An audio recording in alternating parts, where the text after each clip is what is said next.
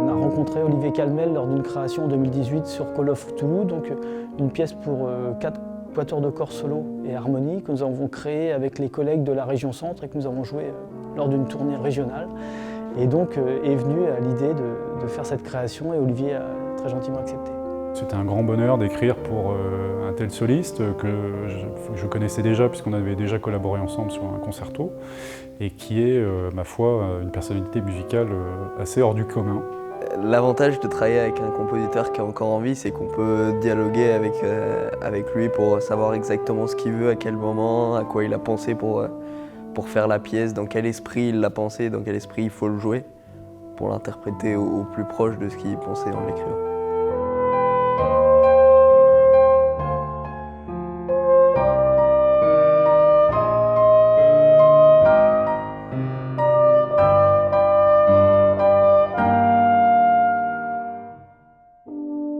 J'ai rencontré Olivier Calmel il y a quelques années maintenant, on était en classe d'orchestration ensemble et on a fait quelques projets ensemble, 2 contes musicaux.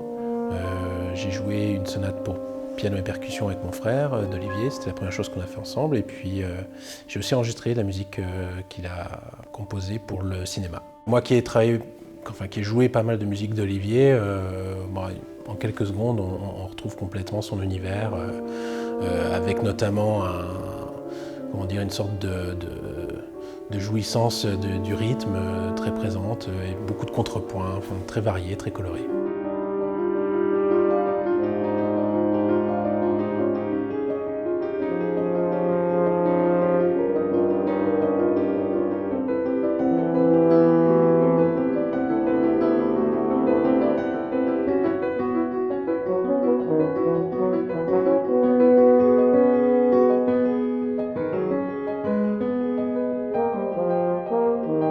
Chez Clart, on marche beaucoup à l'humain sur les rencontres, sur les premières attaches qu'on peut avoir avec les différents compositeurs ou arrangeurs, puisqu'on a à la fois du matériel original, mais aussi de la transcription chez Clart. Et on est toujours dans un parcours humain extrêmement fort avec les personnes qui viennent nous voir pour éditer chez nous. Olivier Calmel est un ami depuis longue date. Maintenant, chez Clart, il a beaucoup d'éditions chez nous, on est sur un travail de confiance, de long terme avec lui et c'est vrai que tous ces projets, nous les accueillons avec beaucoup d'enthousiasme. L'aspect novateur chez Clart, c'est qu'on a au niveau des éditions à la fois du PDF et des partitions papier, ce qui permet un impact économique qui est très intéressant pour nos clients, pour les acheteurs, et aussi de réduire l'impact écologique grâce au PDF.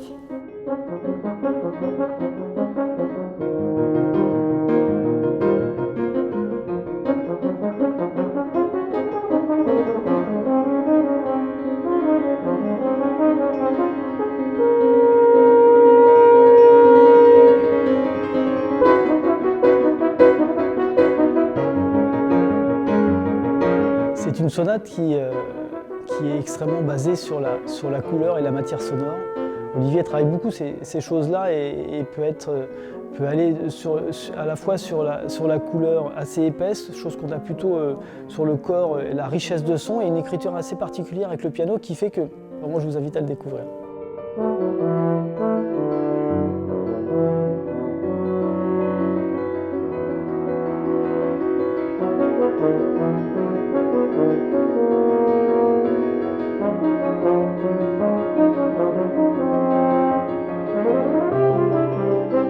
Il fallait une pièce assez courte qui aille vite à l'essentiel et qui explore techniquement vraiment un panel très large de possibilités de l'instrument et permette de mettre en valeur les immenses qualités techniques et instrumentales de Florian.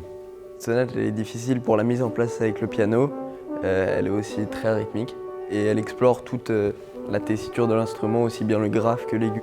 Voilà, j'ai exploré à la fois, comme le disait Florian, tous les registres de l'instrument, à la fois toutes les possibilités techniques en termes de détaché, de staccato, d'accentuation, de legato, et évidemment dans les registres aigus qui sont quand même les plus tendus, les plus difficiles à atteindre, une limite. C'est quand même une œuvre comme ça qui a donc probablement l'impression d'être beaucoup plus facile à l'écoute que c'est vraiment pour l'exécutant.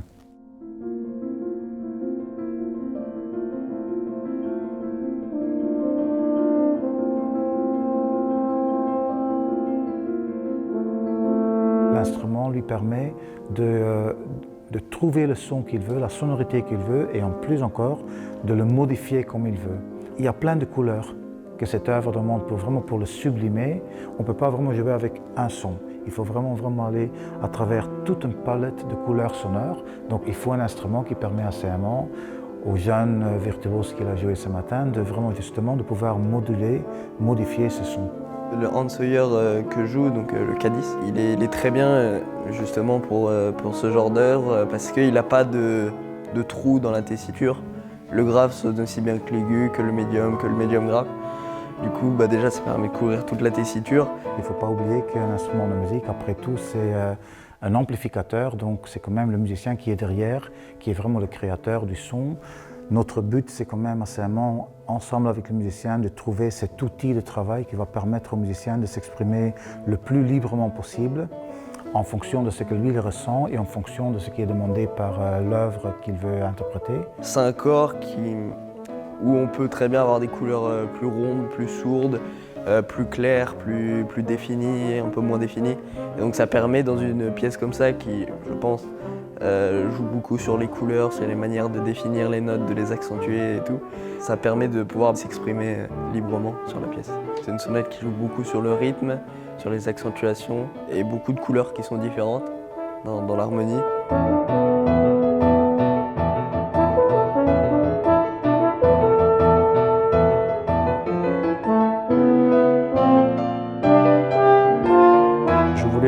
Écrire pour cette sonate quelque chose qui, à la fois évidemment techniquement, repoussait les limites de l'instrument, mais également avait du sens dans cette volonté de créer de la joie, mais une joie qui n'est pas une joie, si vous voulez, toujours extériorisée, qui est aussi une joie intérieure, qui au départ commence par un choral, qui permet de poser le son, qui permet de poser rythmiquement aussi les bases, avant de se développer inexorablement vers un final qui est assez virevoltant et très rythmique.